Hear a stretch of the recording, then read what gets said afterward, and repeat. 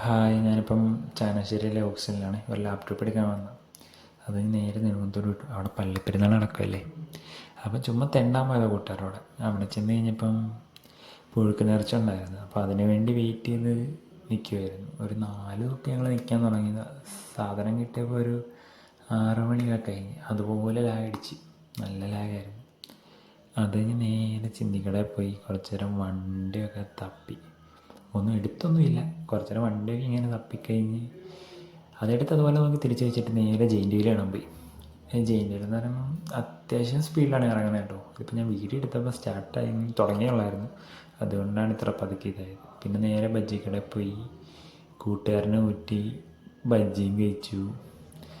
അത് തിരിച്ചിങ്ങോട്ട് വരാൻ നേരം നമ്മുടെ റിംഗ് ത്രോ ഇല്ലേ, അത് കണ്ടപ്പോൾ ഒരു ത്വര എന്നെറിഞ്ഞ് നോക്കാം.